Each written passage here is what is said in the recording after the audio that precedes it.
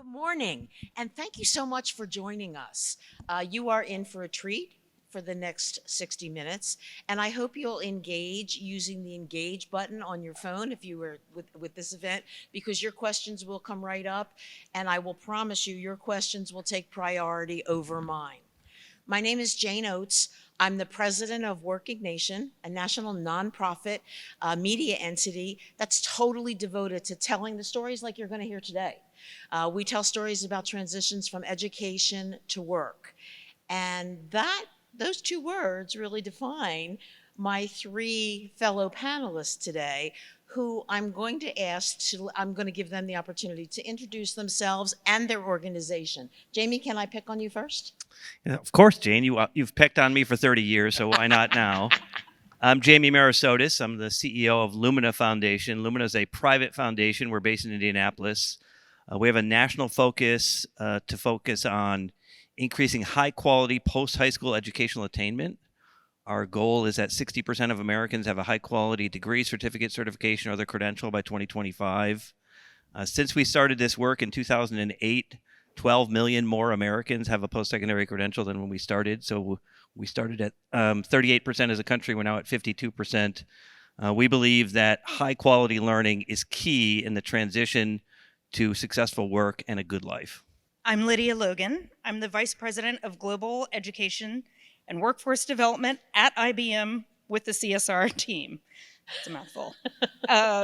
We are focused at CSR on providing skilling for free around the world using IBM technology and talent. And we're doing that through a few of our programs you'll hear about later today. We also have made skills first hiring a priority, and we're focused on removing the 4-year degree requirement for openings at IBM. Kennon Harrison, Vice President of Workforce Partnerships at Reviture. Reviture is the largest employer of entry-level software engineering and emerging technical talent in the United States, as ranked by LinkedIn, so take that for what it's worth. We're looking to hire several thousand new nascent software engineers, tech professionals across different IT disciplines. And every single person that we hire into these roles goes through a 3-month apprenticeship. It's a paid apprenticeship, and then what we try to do is launch their career. We've had a great deal of success. We've done this for about 10,000 people in the last 8 or 9 years. So really excited to be here, and an absolute honor to be included.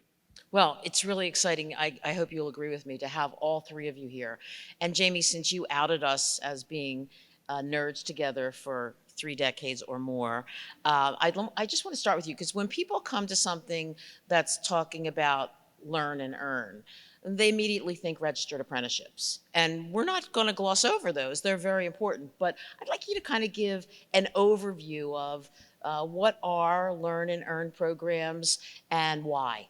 Yeah, let's begin with why, the why question. Learn and earn is really important because there's a rising demand for talent in the United States, and we need to do a better job of better connecting the learning with the working that people are doing in a world where technology-mediated learning and technology-mediated work are increasingly driving what we do. And at the same time, our ability to prepare people for human work, the work that only humans can do, is going to be increasingly important. The learn and earn models, I think, are really important at this critical time in society because they allow people to ratchet their way up the cycle of the pathways of learning that will allow them to get better jobs, better life opportunities, ultimately allow them to be successful. So yeah, certainly registered apprenticeships are one model of learn and earn, but so are internships, so are co-op models, so are practicums, and we see increasingly that work study programs and different kinds of work study efforts are all part of the learn and earn model. I think learn and earn is actually important at this moment right now as we are trying to figure out what we're emerging from. Are we emerging from the pandemic or into an endemic or whatever this is? Because one of the things that we learned in the pandemic is that demand for talent is really changing rapidly. It's been accelerated because of the pandemic. We know that workers of color, particularly women of color, were impacted disproportionately during the pandemic, and we've got to do a better job of preparing those individuals for this changing world of work. And at the same time, we know, candidly, that higher education has developed a brand problem. The brand problem for higher education is that people's belief that they need to go to college is actually declining. And I think that that brand problem can be addressed in part by learn and earn efforts that allow people to be more focused on the applied nature of the learning, on their ability to understand that there is both a financial reward and a learning reward, a career trajectory reward that ultimately gets them on the pathway of long-term success. So to me, this moment of crisis, the crisis accelerated by COVID, the crisis that has emerged for higher education, declining enrollments, increasing questions about higher education, can be solved in part by these learn and earn models. Well, I think you put it beautifully, especially giving me a good segue to Lydia, because I want to, I think the word talent is at the front of everybody's mind. Everybody, the war for talent, the great resignation, which I don't quite understand why that term really went well, but why is IBM doing what they're doing? And by the way, I want to be open with everyone. Lydia has 3 programs that I'm going to hit on today, and I may confuse all of you. I love P-Tech. I love, and I want you to talk about skills build, and I also love STEM for Girls. And you're probably doing other things, but there are 3 different programs that I just want to outline for the audience that we could be talking about. But I want you to tell me, why is IBM doing this? I mean, they're not going to hire all these people that go to P-Tech high schools. Why are they doing this? So we do it, it's a social good mission, but it also has to do with making sure there is an ecosystem of talent prepared for jobs that are available now and in the future. So expanding opportunity to jobs in the tech sector for women who have traditionally been kept out, underrepresented minorities, and people returning to the workforce after having been out. That's why we're doing this work. We do it in the US and we do it around the world. We do it starting in secondary, and in some cases, you mentioned our STEM for Girls program. We have a program that starts exposure for girls, right? We know that girls have been underrepresented, girls and women in tech. So we start early by exposing them to mentors, to experiential learning, where they can do project-based learning, building chatbots or drones, and really understanding that this is a career path they might want to choose. And what would it look like for them to try it and stick with it? So we have that. We have P-Tech, which is a 6-year early college high school model. That's also around the world. There are about 300 P-Tech schools. That has an industry partnership where IBM provides mentors, earn and learn opportunities for the students, as well as career-based curriculum in school during the program. So we have a lot of ways that we reach people. We also have a newer program called Skills Build, which is global. We have online learning with badges and other kinds of certifications, starting at the high school level and going all the way up through post-secondary. Our belief is that people are not taking one path from high school to college to work. We know that, but our training programs have not looked like that and recognized it, and that's what we're doing at IBM. So we have something for people regardless of where they are. They have an on-ramp for training, whether they come work for us or work somewhere else. We have only about 11% of our entry-level jobs that are, where we would hire somebody with training and no degree, entry level, but we have a lot of clients and partners who need people who fit that profile. Since we have removed from most jobs where we could a 4-year degree requirement, we have about 20% of jobs at IBM that no longer have that as a requirement for employment. So it really is something we're leaning into. It is not just, we are walking the talk. Wow, good for you, because I mean that bachelor's degree required, even though many of us have one, is just unnecessary for so many jobs, and it really has left a lot of talent on the table. And kudos to Opportunity at Work, another good entity out there that's putting real attention on stars. I really like that. Okay, Kennon, you heard a lot about IBM. Chomping at the bit over here. I know, it's hard for you, right? Yeah. But I bet a lot of people, everybody's heard of Lumina, everybody's heard of IBM. Everybody hasn't heard of Revitcher. Tell us a little bit about your model. Yeah, absolutely. We have a pretty good brand among our clients, and our clients are made up almost exclusively of Fortune 500 organizations or similarly sized organizations that aren't companies, right? Large government bodies, et cetera. The point is that we have historically worked with organizations that have large tech needs. And the reason that we do that is because we create apprenticeships bespoke to the needs of our industry clients. So what we're doing is, you can kind of think of it as a backwards mapped training program or workforce development enablement solution. I really, really love the term ecosystem that Lydia used, because that is really what it is. We believe that opportunity is highly concentrated, but talent is widely distributed. And how do we bring opportunity to talent as opposed to forcing talent to find opportunity? And eliminating barriers, creating clearly articulated pathways to skills and competencies that make sense is really what we're all about. And so our model is 100% outcomes based, and we hire everyone as a W-2 full-time employee for this apprenticeship pathway. But the real key is that they are set up with skills and competencies that make them marketable to our clients, but also long-term future-proof career folks. We have a 90% four-year retention rate with our clients in tech. 90% of the time, when our folks leave us and go to work for our client full-time, which is generally between 12 and 18 months after they start working with us, they're still there 90% of the time, 4 years later, in a software engineering job. That is Unheard of. Unheard of. Thank you, Lydia. You would know better than I would. And so I think what we're about going forward, because what we've done is talent enablement. Right now, the problem is no longer that people who are interested in tech are not getting tech jobs, in my opinion. The problem is that there literally aren't enough people who believe that a tech job is on the table for them to fill the roles that exist. So what we want to do is empower more people to believe, fundamentally grow the pie of people who believe that this is even on the radar. So maximizing participation in tech, and what you guys are doing at IBM is absolutely a huge part of that. And we want to create an ecosystem with not just employers, not just tech creators like IBM, like Salesforce, like Pega, UiPath, et cetera, but also from a workforce partnership standpoint, how do we engage with talent, the sources of talent, where they are right now, to provide a pathway into these jobs that makes sense for everyone, regardless of background. So you've brought up, I think all of you brought up the need for diversity and the populations that have been ignored. Jump ball question, let's make this a conversation. How do we hold ourselves accountable for that? Everybody's out there talking about DEI right now. Everybody's talking about inequity, but let's take it out 3 years. How will we have looked back to say we did what we talked about doing? How will we hold ourselves accountable? What do you think? Well, I can tell you this. I'm looking at my stats here that were sent to me by our... we measure everything at IBM.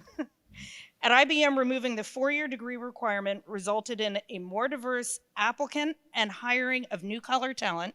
So that's what we call high-wage, high-skill, non-degree. 63% increase in underrepresented minority applicants, mixed for roles requiring a degree, not requiring a degree, sorry, and a 35% improvement in hiring people who did not have a degree. So we are measuring it.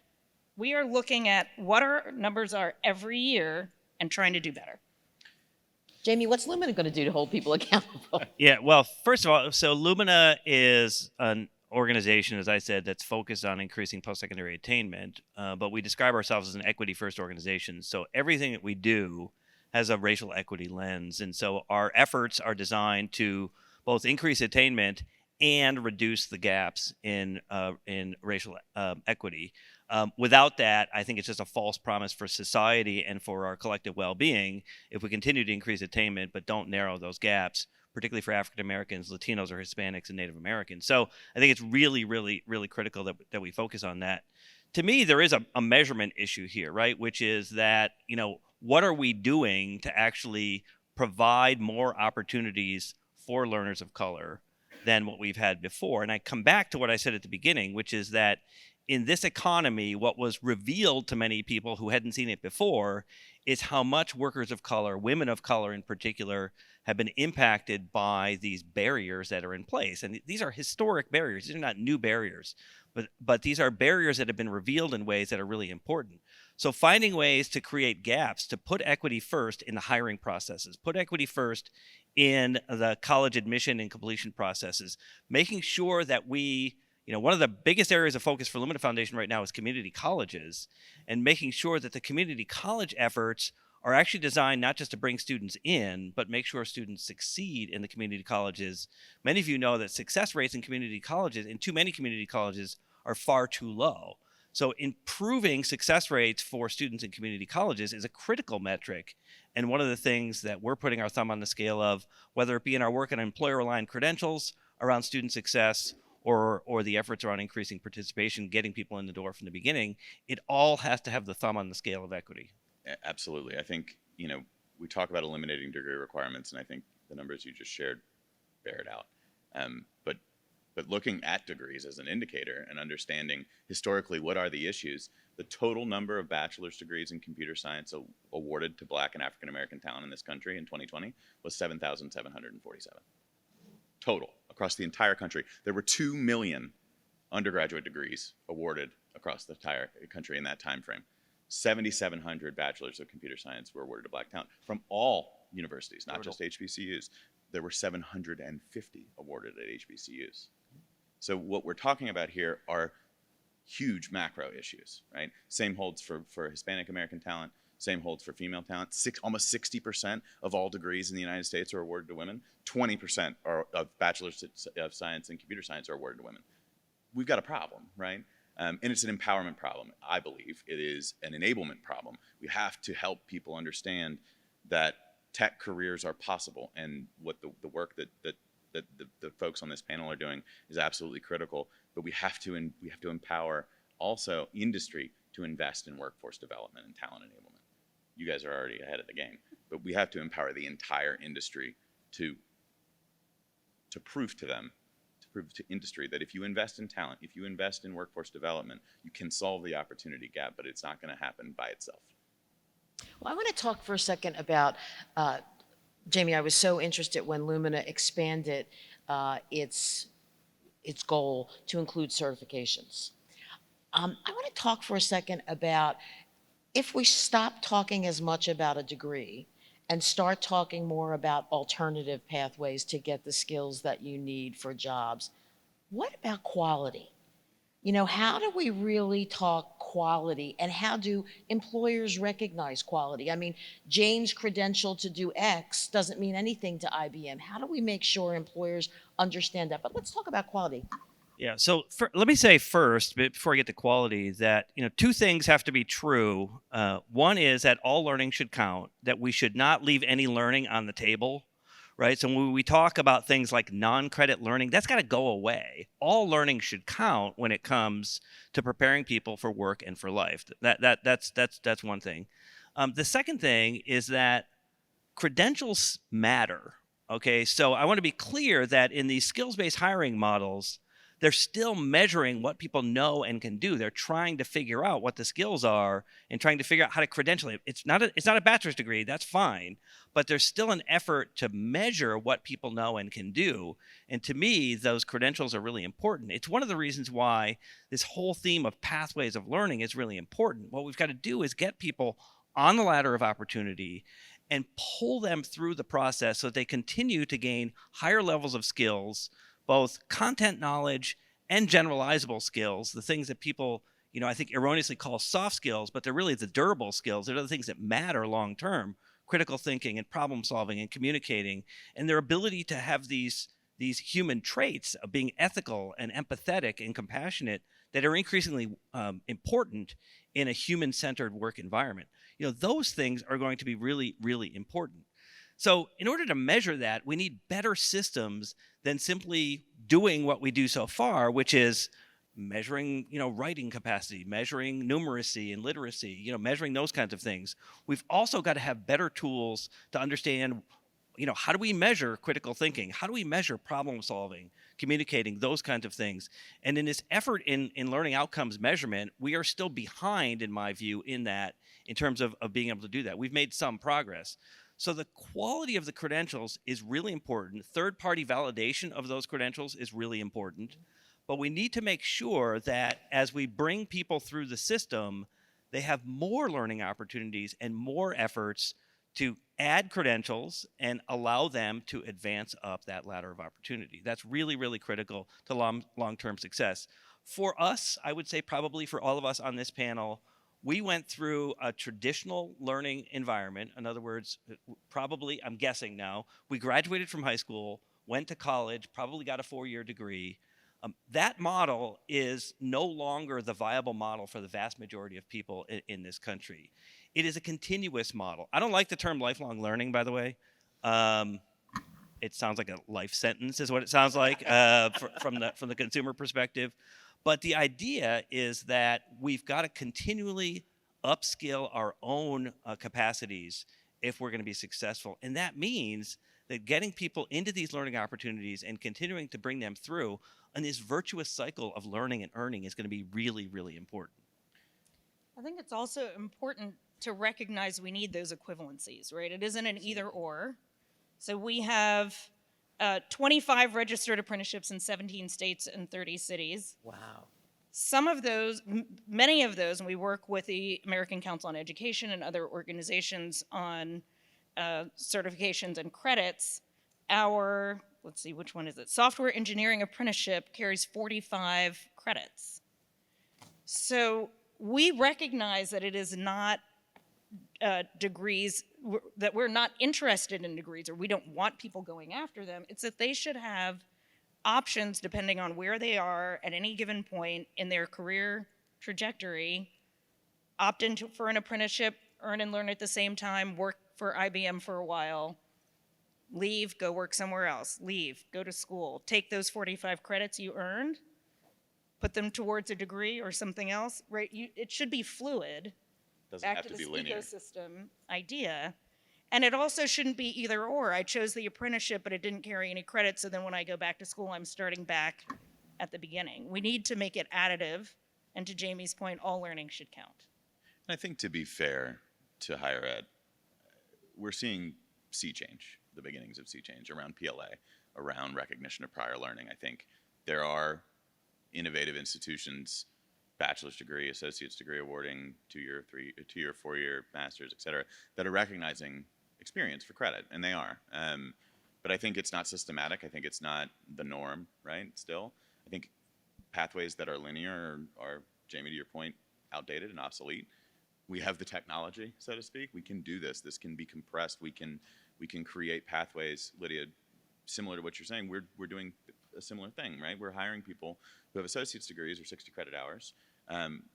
We're training them as normal, putting them through an apprenticeship. We're aligning that apprenticeship for a year of bachelor's degree credit, and then we're paying for them to get the remaining 30 credits while they're working for us full-time as a software engineer. So now we've created basically a pathway where you can graduate from high school and then less than 4 years later have an associate's degree, a bachelor's degree in IT or cyber, 5 to 7 industry competency skills certifications, 18 months of work experience, and be on track to making $75,000, $80,000, $90,000 a year in less than 4 years from the day you graduate from high school, and for no out-of-pocket cost beyond what you paid for your associate's degree for those 60 credit hours. So creating, condensing pathways to eliminate time to completion and basically build a co-op into the degree as opposed to, or basically build a degree into the co-op as opposed to build a co-op into the degree, are the types of things that we need to be doing, that everyone should be doing. Every company in America that has talent needs should be doing something like that. And no debt.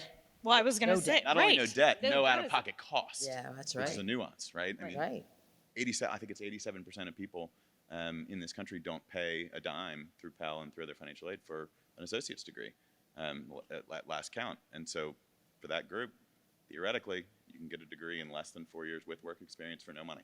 Yeah, this is key, though. I just want to underscore this point that Ken is making, which is that the fact that you can go through this, and we all know what the biggest concern about higher ed is right now, right? Which is debt and increasing levels of debt accumulation. Learn and earn models actually reduce the need for borrowing, and in many cases, to Ken's point, they actually result in no borrowing, which is the ideal model if you can get there. But Jane, if higher ed has a brand problem, learn and earn models have a brand identity problem, which is that not enough people know Yeah, about absolutely. That's right. the Reviture Absolutely. models of the world, and well, people know about some of the IBM work. Let's be honest, but that's because IBM has made long time investments in this space that has helped to give it some visibility. These need to be the norm, not the exception, in my view. And so this idea that, so these are not new models, but they are models that need new visibility in the environment that we're in. And we need to do a better job of investing, whether it is in public-private partnership, whether it is in government investment programs. Go back to your topic for a minute ago about registered apprenticeships.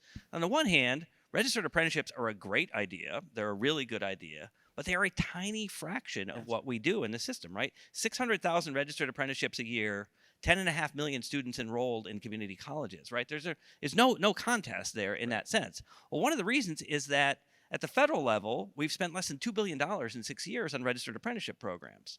So we've got to do a better job of actually, and again, this is not government's problem to solve, but the point is that we've got to do a better job of elevating these learn and earn models, giving them greater visibility, resources if they need it, but helping the learners understand, the learner workers understand that these opportunities are available to them that allow them to apply what they're doing now and build their skills for the future. Yeah, and I think, all these models, because we've talked a lot about this, that is higher ed the enemy? Absolutely not. The way we came through higher ed is going to exist until the end of time. The idea is we've just expanded the menu.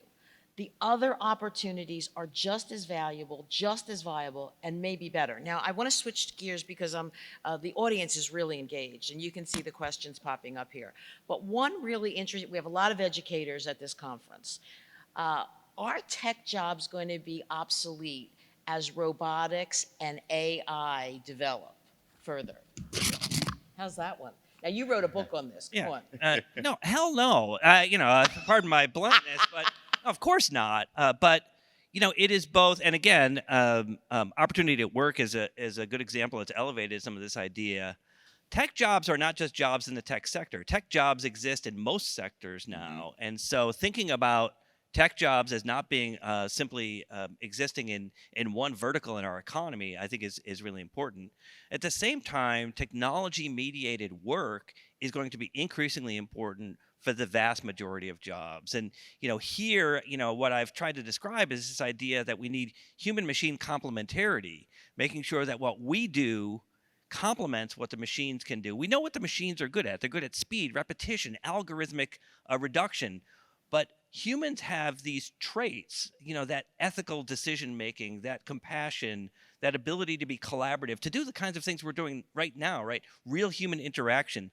We need to make sure that the tech jobs are not just jobs for people that are going to do what machines can do. They've got to use their human abilities to work with the machines and allow them to complement each other in pursuit of the greater productivity, the higher levels of success that come from that work. And safety. I mean, I'm glad there's machines to do a lot of the jobs where humans used to break their back.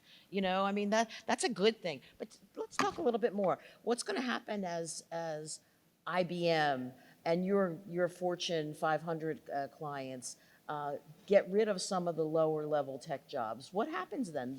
They're not going to. There's going to be some jobs that are eliminated and some jobs that grow. Give us an idea. Give the audience an idea of what those areas of growth probably are into the future. I mean, I'll give you one. It's cybersecurity, right? That was not a growth area just a few years ago, and now everyone is talking about cybersecurity. It is not just IBM needing cybersecurity. It is almost every business that has data and needs to protect it. And so we have pathways and training around cybersecurity threat analysts, different kinds of data analysts who can go in and look at cybersecurity issues. So that's a whole new set of training that used to be sort of military, Right. It lived in a very narrow slice of the workforce, and now it's everywhere. We are far more aware of it now than probably ever before. So that's a growth area. While other things may be automated or outsourced, there will always be a new burgeoning field, and we need to be ready for that. I think in addition to that, there are training that we have on Skills Build and other training programs at IBM, again, all free, all available to anyone out there. Data analyst. There are skill sets that apply across job roles, whether those are job roles in tech or not. And those are things people should be looking at as, right, opening access to the tech sector, to jobs, and to other pathways that they may not have considered. They're sort of foundational in a re-entry or an upskilling opportunity for people. What's interesting is about this question is, you can kind of make assumptions one way or the other about what is going to be automated, what isn't, based on our best guess. Right? We're in this space. Several 100 million enterprise applications will need to be developed worldwide in the next 3 to 5 years based on current investment rates of investment in tech. There are about 30 million developers in the world currently. So that alone should tell you that there's an incredible talent crunch happening now. It's just going to get worse if we don't empower more people to believe that they can do these jobs. I think low-code, no-code jobs are coming in huge, huge numbers. I think, Jamie, to your point, virtually every company is a tech company or at least has a tech job, or several thousand in certain cases. And low-code, no-code jobs, cybersecurity jobs, I think jobs, traditional coding, development jobs, they're not going to go away. These are the manufacturing jobs of the 21st century. These are hard skills. No one can take these skills away from you once you have them. And they're going to be in demand for basically ever, right? And the other thing, too, is, and this is our space, we're an entry-level IT consulting firm. That's how we operate with our clients. And we're also a workforce development organization, a talent enablement organization. But there is a significant rate of churn and upward mobility in tech jobs where someone who's in the trenches writing code today, 3 years from now, it may well be in a management position, right? There is going to be a huge need for entry-level jobs as the field grows as well. So I think there's, in addition to all the new stuff, there's also the maturation of the market that hasn't happened yet, in my view. I think somebody in the, I'm sorry, Lydia, go ahead. No, I was going to say, we have as you would imagine, a huge developer ecosystem with multiple pathways into that. And I think that's another area where people think you must have a degree in engineering or a degree in computer science in order to enter that field. And they don't think about the non-degree people who can learn coding or don't need to learn coding to become developers. We have a program called Call for Code, and one of the things that does is expose people to how you use tech to solve social challenges. Many of those are focused around sustainable development goals. The big idea is people should understand that anyone can be a developer. Right. And what developers do is to solve problems. Right. And then from there, you figure out what are the skills that you would need in order to enter a developer role. Being a tech professional generally the idea of that is intimidating to folks who aren't steeped in that space, right? We're really proud of this fact, so I will say it. We've done this, what we do, for almost 9,500 people in the last 8 or 9 years. 70% of them did not have a tech degree of any kind. 70%.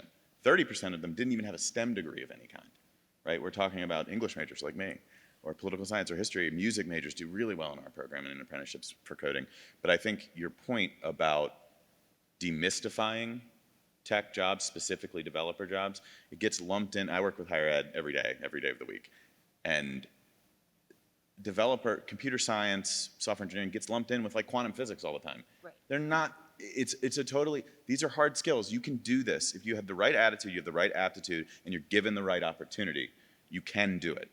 And I think that's fundamentally, for us, that's our operating hypothesis. But we have to work, I think industry has to work together as well to provide this ecosystem, because it's not going to, one group is not going to be able to do it. But there are 500,000 unfilled cyber jobs in the U.S. today. Wow, that's a fright. 500,000. Huge opportunity. And the estimates I've heard for the next 10 years is 36 million. Right. Well, somebody asked a question from the audience, and I think it's a really good one. One of the excuses that we've heard from the longstanding learn and earn models, like registered apprenticeships in construction, like registered apprenticeships in manufacturing, two sectors that are awfully homogeneous in terms of their workforce, is that the people didn't have the skills, those people, those women, those people of color, didn't have the skills to benefit from the registered apprenticeship. And that's why they couldn't get in. So there's a cottage industry that's developed, and that's pre-apprenticeship programs. So let's talk for a minute about that. What do you think, is that valuable? What the question very specifically was, do you work at all with pre-apprenticeship programs? And I know the answers to some of that, but I mean, let's talk for a second about these programs that prepare people with the skills they need to benefit from the paid position that is an apprentice. I'm going to leave it to the experts to talk about the examples, but so Lydia brought a lot of data, so I finally got a data point that I want to use since she brought so much data, which is that, I mean, to underscore your point, Jane, so of the 30 largest registered apprenticeship programs in the country right now, only 4 are not in manufacturing or in the skilled trades. And manufacturing and the skilled trades tend to be skewed towards men, white men, and people working in those traditional fields, the unionized context, et cetera.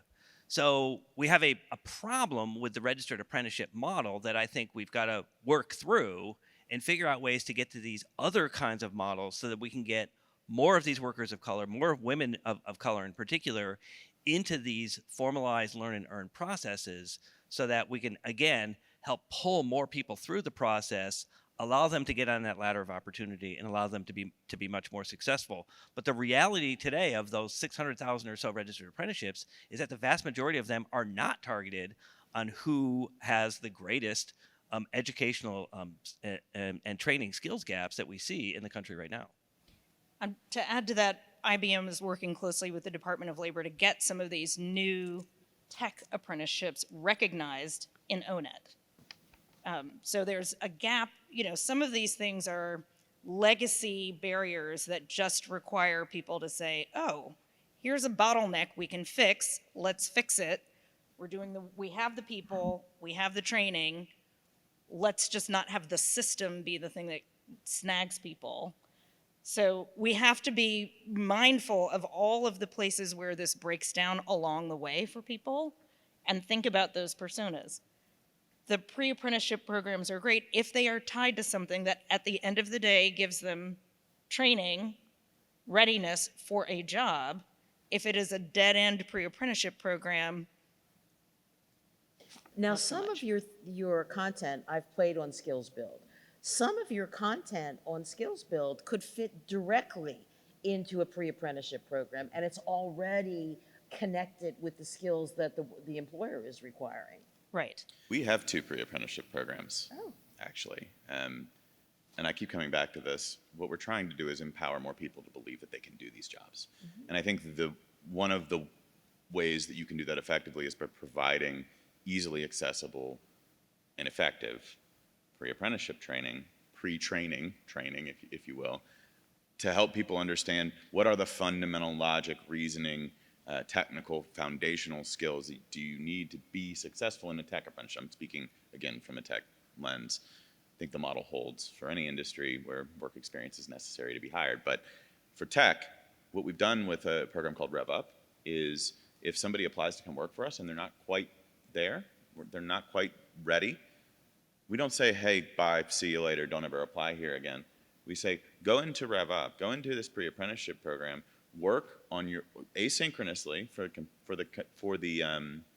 the requirements, because most of these folks have jobs, right? And they want to come work for us so they get a better job.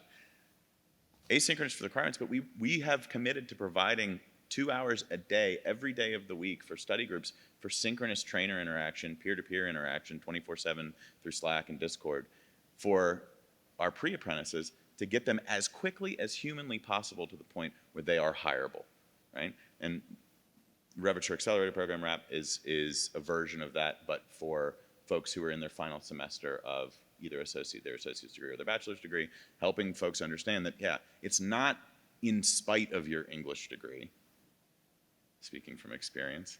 I'm an English major as well. There we go. English minor. Teacher. It's not in spite of your English degree that you can be a good developer or a good tech professional. It's because of your English degree or because of your business degree or because of the skills that you've developed in a work-based learning pathway through Skills Build or whatever. It doesn't have to be a traditional pathway. We have to empower more people through pre-training, through pre-apprenticeships to believe that they can do this, right? And that's what we're trying to do. I think that's what, Lydia, you guys are, I've seen some of the stuff you're doing. It's amazing, the work that you guys are doing. So one of our audience partners has a question about internships. And I'm going to assume they're talking about paid internships, even though many places I work had unpaid interns. But how can employers work more closely with higher education to give that opportunity to more students, I think is the gist of the question. Make it a little easier for higher ed to do it so they do it more. We have a lot of relationships with universities around the world, as you would imagine.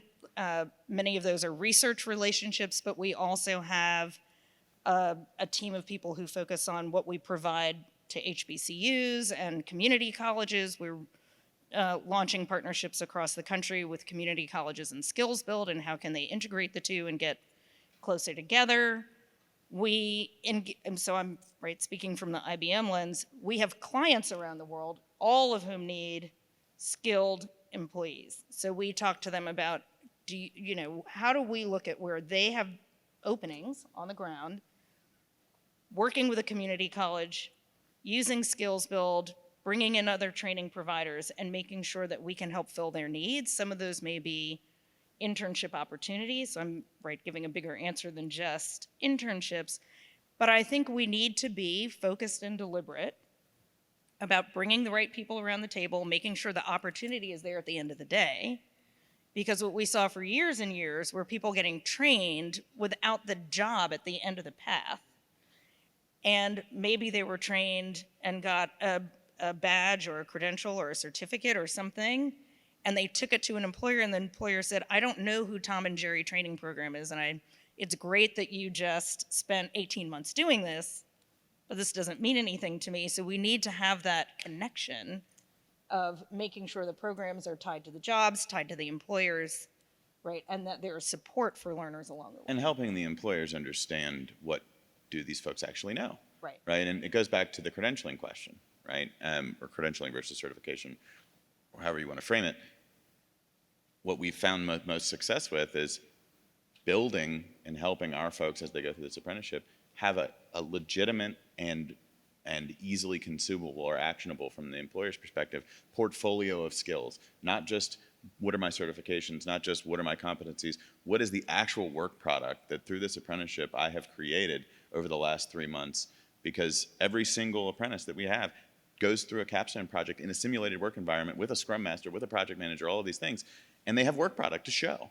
So it's a legitimate example of exactly what these folks know, and we can prove it mathematically, right? And so working towards, it's not that easy, it's capital intensive, it's hard, it's taken us 10 years to get to this scale, blah, blah, blah, but helping them understand beyond just credential, verified by a third party is important, but what is the work product? What is your day one readiness going to be like once you actually get to the job? What can you demonstrate that you can? Absolutely. Jamie, could you take a second? You see the question came up, what's the difference between a certification and a credential? Oh. Take us, do a Professor little 101, Merisotis now to Professor. give you the lay of the land here about. So the easiest way to think about the word credentials, and I think it's really important because I think we get caught up in the public dialogue about these terms and it impedes the conversation.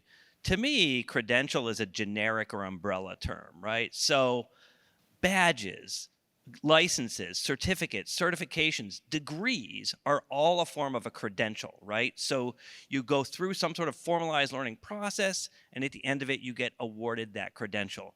Now, some people in higher ed bristle when they hear degrees or credentials. I'm here to tell you, degrees are credentials. They're one form of credential, just like any other credential, because the labor market says that. The labor market says all of these things have value, and therefore we should treat them all as credentials.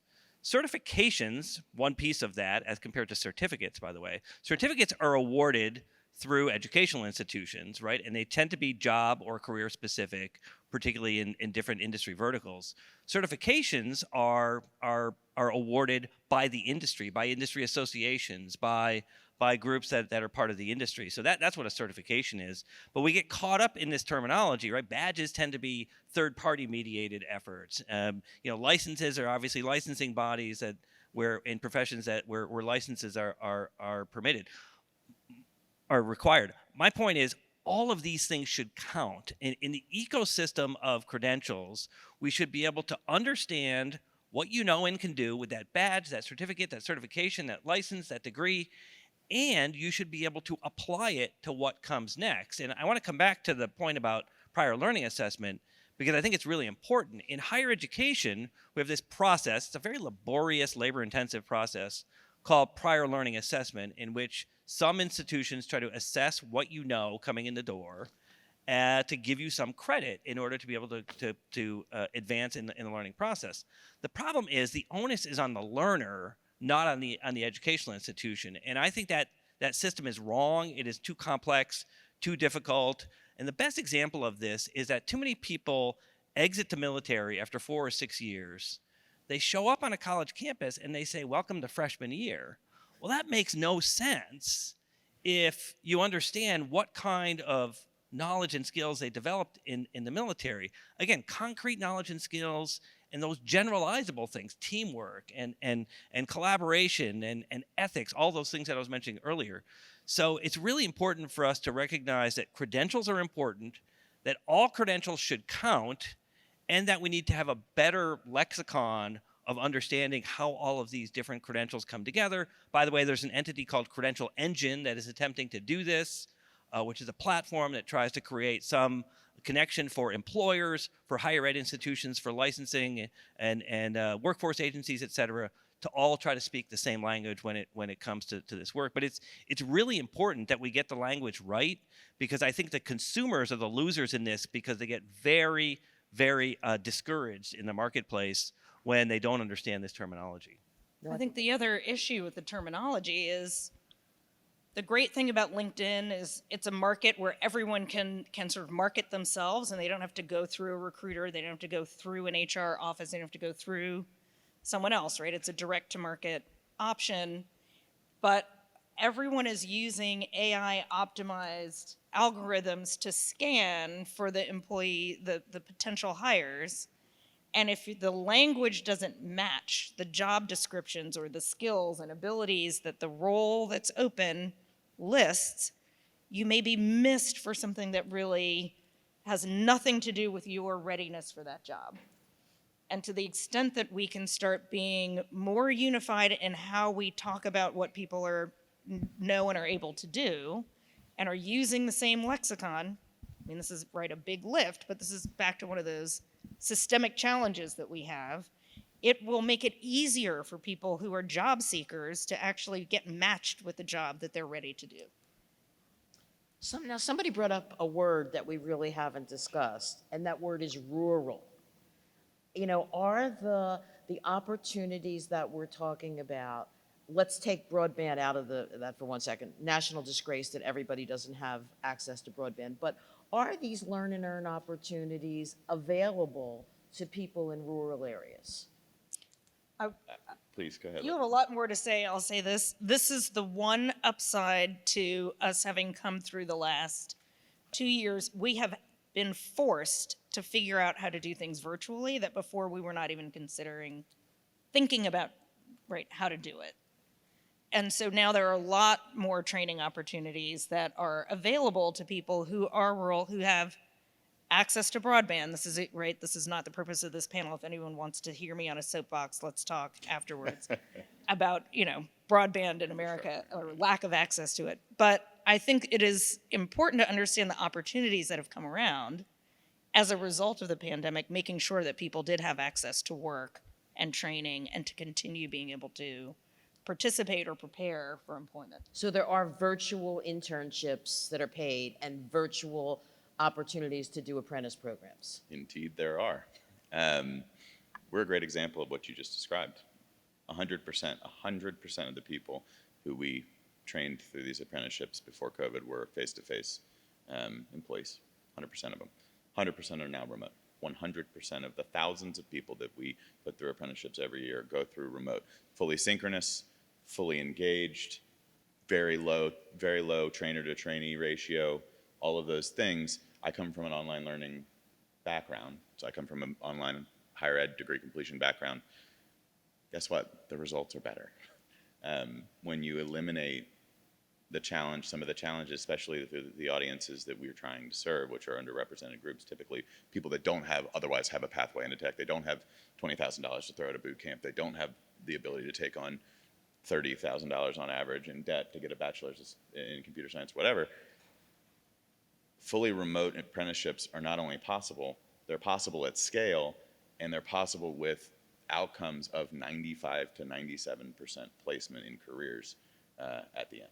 Because I know that for a fact because we're doing it. Let me just add to that. I agree with all of that. I think that's right. And let's remember that most businesses hire locally. So rural employers should be looking for opportunities for these learn and earn opportunities in the same way that the urban and suburban and ex-urban employers do, in the same ways. Part of the problem, one of the questions that came up, there's a lot of questions that have come through in the chat here that we're not going to get to. One of the questions that came up that I really agree with is that too much of the onus is on the learner or the learner worker, and not enough on the employers or on the educational institutions. I really agree with that. I think it's an essential piece of the puzzle here to go back to the point about internships. An internship that doesn't pay or at a minimum, absolute minimum, award academic credit should be socially unacceptable in the modern era. You should not be having those kind of opportunities anymore. That puts too much of the burden on the learner as opposed to the beneficiaries of these learn and earn models, which is the employers and society and the economy. And so I think it's really important that government and the employers do a better job of coordinating their efforts to elevate these programs, creating better opportunities so that the onus isn't on the learner worker to go find the internship, find the co-op, find the apprenticeship. It should be a pull strategy. I keep using this phrase, a pull strategy to pull these learner workers through the system, because it's our collective well-being, our shared outcomes that we get from these learn and earn models that I think is really important for us to focus on. And these kids people, not just kids, although most of the world is a kid to me, but they shouldn't have to decide between learning or doing their homework or putting food on their table. I mean, it should be combined and made easier for them. So I want to go back because there's another question here about traditional higher ed. The traditional higher ed institutions, should they be getting into this certification world, not just degrees? And are they doing it now? Are they partnering with the two businesses here? And Jamie, who do you think they're partnering with? They are. Yes, they definitely are. Should? I don't know. I think that's up to them. Do they? Yes. Do we work with some of them? Yes, we do. I think the other thing that's been interesting is higher ed has had a tougher time meeting all of their financial needs with tuition. And so they are thinking of new revenue models. One of the new revenue models is non-degree training offered through colleges and universities. That's where some of this comes in. Yeah, I think that's really important, and in particular community colleges, right? Community colleges have the flexibility, the ability to be adaptable, to be labor market responsive in real time, all of those things that are really important. It's not to say that we should let the four-year institutions off the hook, but the reality of the model of community colleges is that that's what they're sort of purpose built for this moment, in my opinion. It's why we're putting the majority of our resources at Lumina right now in community college efforts and in less than baccalaureate degree strategies, because we think it's really important at this moment, again, to create these opportunities, not so that the learning ends at the certificate or the certification, but so that it gets people onto that ladder of opportunity and continues to help bring them through that system. But yeah, absolutely. Higher education has, I think, a responsibility to do a better job of recognizing people that come to them with these different kinds of externally validated certifications, and then be able to apply it in the learning context that they're doing and collaborate with those certification entities to build better programs for the learners to get them better working opportunities going forward. I mean, I know, years ago when I worked at the U.S. Chamber, it was the community colleges who worked closely with us to make sure people were trained up for available jobs. They were willing to work with the employer community. They were willing to design what a new training program looked like and figure out how to attach credits to it, figure out how to make it work for, say, 2 or 3 employers. So employers would go in together and say, okay, we will all hire people who complete a program like this at this community college. It is much harder, or at least it was then, to do that at a 4-year university that had a lot of other constraints. I do think post-pandemic, people are a little more flexible, but community college is where the vast majority of students who are in higher ed are starting. Yeah, can I just say one thing about our moderator for a second here, because she's uniquely qualified in this space of higher education and Yes. and the labor market because of her background. And so, quick story about Jane, right? So she was Secretary of Higher Education in New Jersey, Senior Capitol Hill staffer, and then she became Assistant Secretary of Labor with the Employment and Training Administration reporting to her. Jane did more to try to bring the education and training worlds together than any leader I've seen in my career. My career goes back to the early 80s. And I think Jane would agree, it didn't go far enough. She did remarkable work, and yet there is tremendous resistance in the system, this idea that education has to exist over here and training has to exist over there, and that somehow these things are very separate systems and processes. What we know for sure is that education devoid of skills-based knowledge and abilities and training that doesn't give you those generalizable skills that is really important is not going to work in this economy. And so we've got to find a better way of bringing these things together, as Jane has tried to do throughout her career, in order to do that. And you really are the most qualified person I know who's tried to do this. I think it's extraordinary. And yet we need more Jane Oateses out there to provide that kind of leadership. Well, Hear, hear.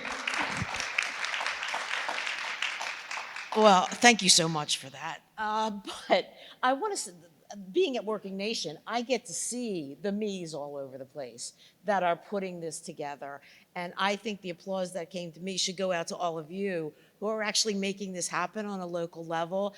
And I will put a plug in. Please connect with us at Working Nation so we can tell your story better, because it's through storytelling.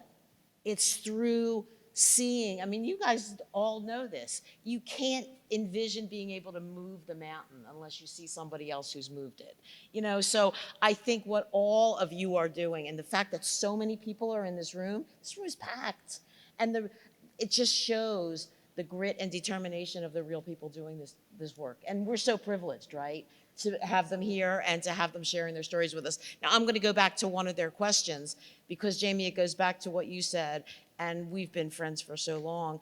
But the reality is, how do we move businesses to do what you said, to take all the risk off of the poor job seeker or the student? How do we move businesses to do this? I'm giving you guys a second to think, because the pressure's on you.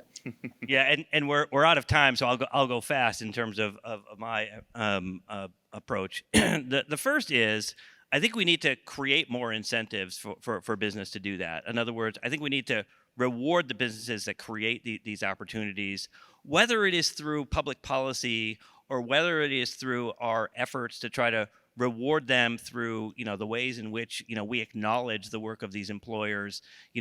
Brand reputation matters. Lydia was talking about the CSR function. Elevating that, I think, is really important. The second thing that I think we need to do to get businesses to engage more in this is for them to understand that at the end of the day, the bottom line improves for them as companies. So we've done quickly research at Lumina Foundation on the investment of employers in education and training programs. Not what are the outcomes for the employees, but what's the outcome for the companies. And what we learned through these very detailed studies that we've done is that employers literally improve their bottom line because productivity goes up, employee recruitment costs go down, and at the end of the day, they literally make more money by investing in employee education and training. Yep. So to me, creating greater visibility for that and encouraging more employers to invest in this is hugely important. My short answer is, specifically around apprenticeships and skills build, we work with our client partners on learning how to do it the way we do it. Some are interested, some may do it, but the start is, how did IBM do it? And we can show them how we did it, and then they can figure out whether they can do it, and we hope a bunch of them will. Absolutely. I think to Jamie's point, we are proof positive. That's what we do. We provide a way for our clients, these 80-ish companies, large companies, organizations, to do exactly that. We provide an ecosystem, a burgeoning ecosystem, that allows or maybe encourages or maybe even a harder word, industry to invest in talent. And the outcomes are exactly what Jamie said. We see it. We have a 90% retention rate with our clients. By the way, we're less expensive than doing it internally because we've managed to create this model. IBM, I'm sure, is the same way. We see the return on investment almost immediately in terms of it when you invest in talent. Well, we are out of time. I can't thank you enough for joining us. Thank you, South by Southwest EDU. Did I exaggerate? It's the best panel ever. Thanks for being a big part of it. Thank you all.